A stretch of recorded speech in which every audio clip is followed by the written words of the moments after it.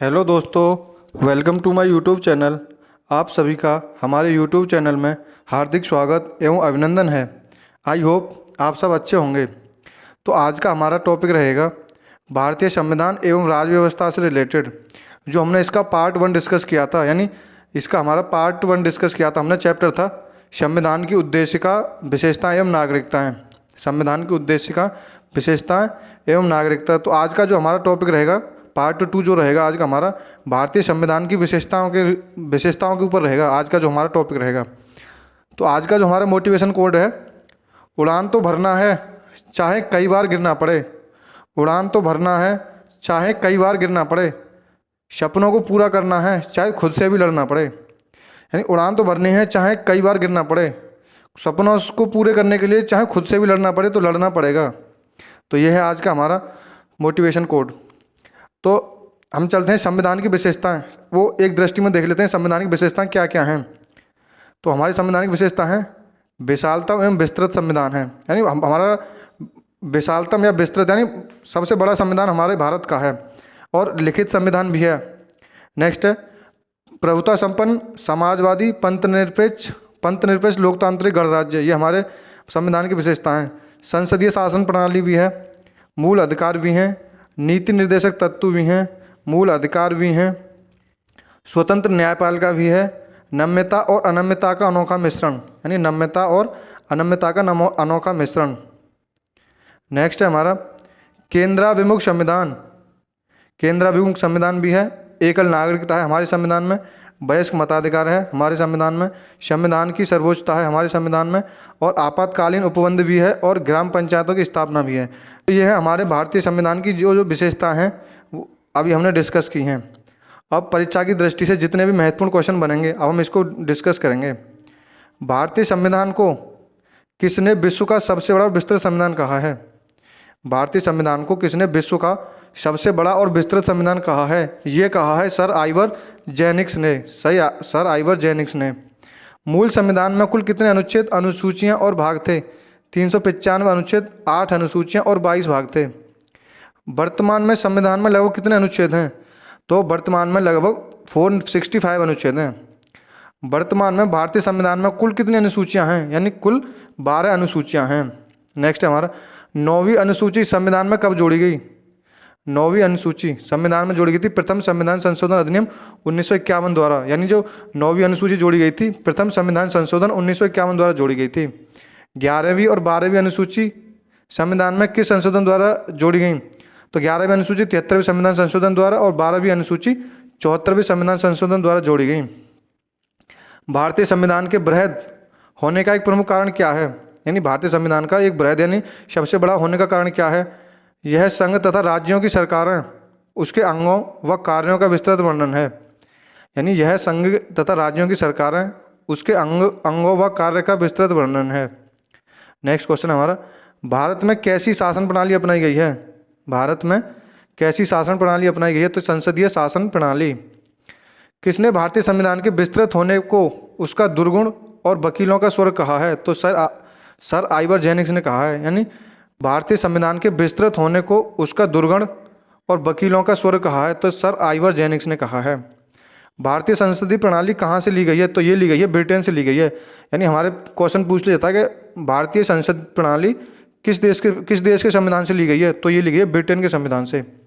भारत का राष्ट्रपति किसके समान है? तो ब्रिटेन के सम्राट के समान है भारत का राष्ट्रपति। भारत किस प्रकार का प्रजातंत्र है? यानी भारत किस प्रकार का प्रजातंत्र है? संसदात्मक प्रजातंत्र। भारत कैसा गणराज्य है? लोकतांत्रिक गणराज्य। यानी भारत कैसा गणराज्य है? लोकतांत्रिक गणराज्य। अमेरिकी शासन प्रणाली कैसी है? अमेरिकी शासन प्रणाली कैसी है? तो अध्यक्षात्मक शासन प्रणाली। भारत में मंत्रिपरिषद किसके प्रति सामूहिक रूप से उत्तरदायी होता है? तो ये होता है लोकसभा के प्रति। ये क्वेश्चन काफ़ी एग्जाम में पूछ लिया जाता है कि भारत में मंत्रिपरिषद किसके प्रति सामूहिक रूप से उत्तरदायी होती है? तो ये होती है लोकसभा के प्रति। अब नेक्स्ट है हमारा भारतीय संविधान के स्रोत। क्या क्या स्रोत हैं?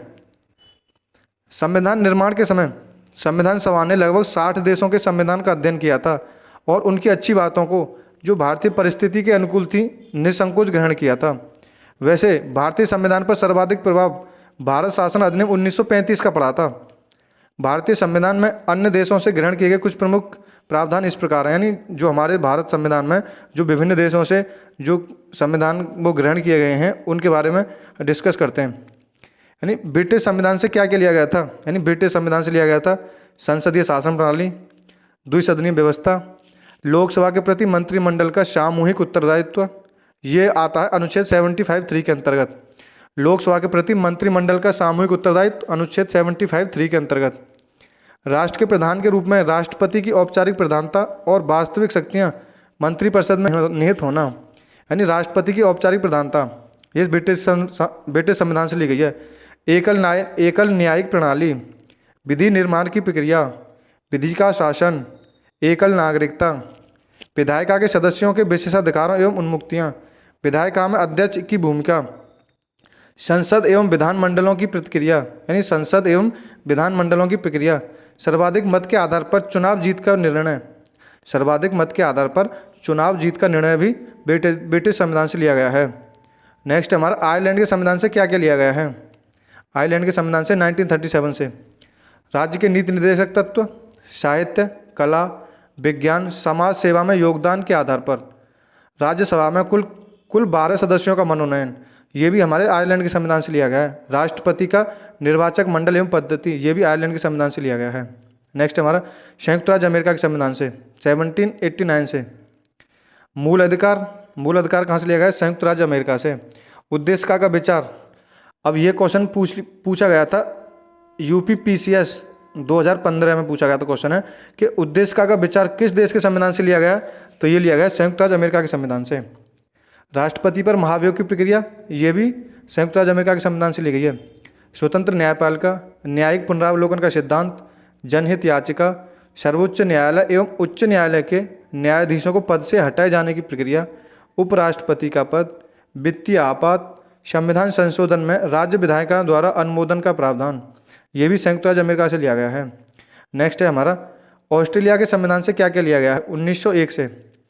प्रस्तावना की भाषा, समवर्ती सूची, अब ये क्वेश्चन पूछा था UPPCS मेंस में 2016 में कि समवर्ती सूची किस देश के संविधान से ली गई है, तो ये ली गई है ऑस्ट्रेलिया के संविधान से। केंद्र राज्य संबंध, शक्तियों का विभाजन, संसद के दोनों सदनों की संयुक्त बैठक।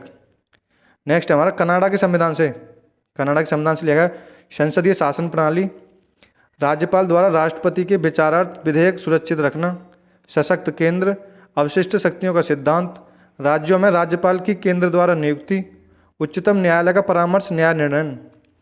तो नेक्स्ट है हमारा जापान के संविधान से जो भी लिया गया है। जापान के संविधान से अनुच्छेद 21 में वर्णित विधि द्वारा स्थापित प्रक्रिया, यानी according to procedure establish by law.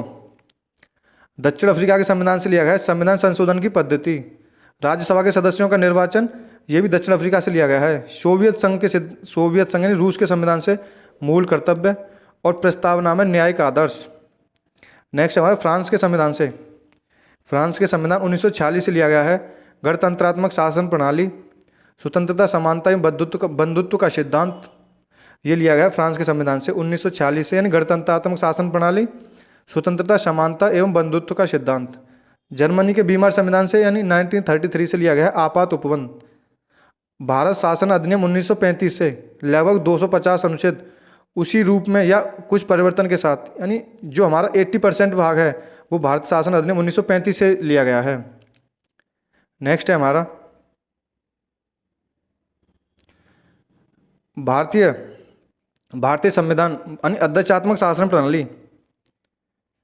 यानी अध्यक्षात्मक शासन प्रणाली का आधारभूत तत्व है एकल नागरिकता।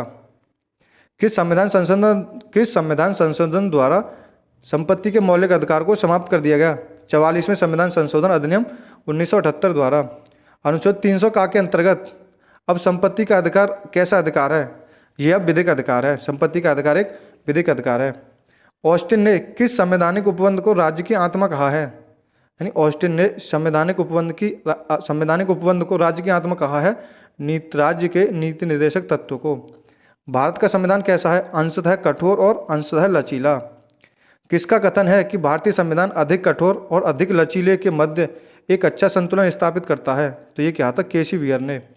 किसका कथन है कि भारतीय संविधान अधिक कठोर तथा अधिक लचीले के मध्य एक अच्छा संतुलन स्थापित करता है। तो ये किया था केसी बियर। किसने भारतीय संविधान को अर्धसंघीय संविधान कहा है? ये भी कहा है केसी बियर ने। यानी किसने भारतीय संविधान को अर्धसंघीय संविधान कहा है? तो ये कहा है केसी बियर ने। भारतीय संविधान को आवश्यकता से अधिक कठोर संविधान किसने कहा है? तो ये कहा है सर आइवर जेनिंग्स ने। भारतीय संविधान को आवश्यकता से अधिक कठोर संविधान किसने कहा है? सर आइवर जेनिंग्स ने कहा है। तो ये थे हमारे आज के लेक्चर से। आज के लेक्चर में जितने भी क्वेश्चन बन सकते थे हमने इस वीडियो में डिस्कस किए हैं। तो आई होप आपको वीडियो अच्छी लगी हो तो लाइक करें एंड कमेंट करें और ज़्यादा से ज़्यादा अपने दोस्तों में शेयर करें। और अभी तक हमारे चैनल पर नए हैं तो हमारे चैनल को सब्सक्राइब कर लें, जिससे कि आने वाली हर एक वीडियो का आपको नोटिफिकेशन मिल सके। तो थैंक यू गाइस। जय हिंद, जय भारत।